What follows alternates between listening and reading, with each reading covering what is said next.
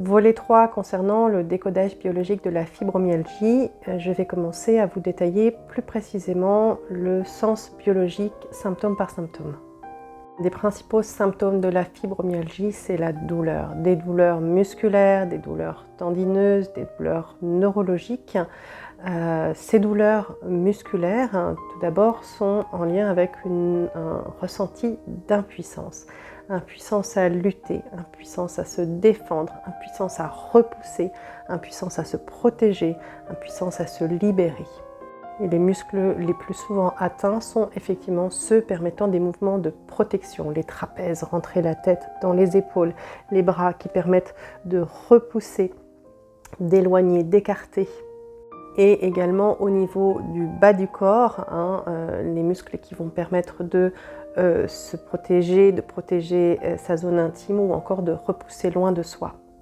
Il y a une atteinte des nerfs périphériques, il y a une augmentation de la sensibilité à la douleur, il y a une amplification de la douleur.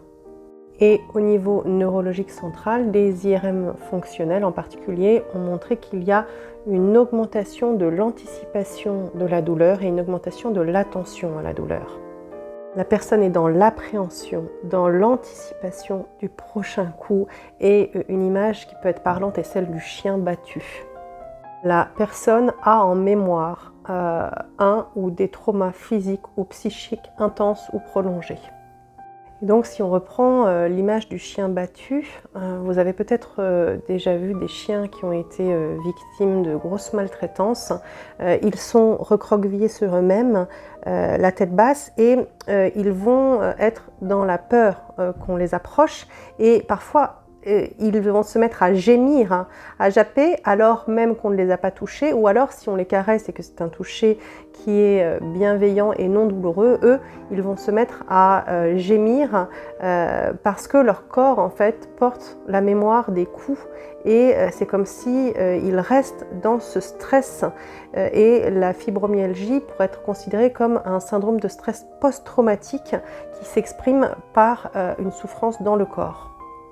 Et l'hypersensibilité, comme vous le savez, ne concerne pas seulement le contact et le contact douloureux, mais également les sons, les bruits, les lumières, voire parfois même les agents chimiques, les aliments.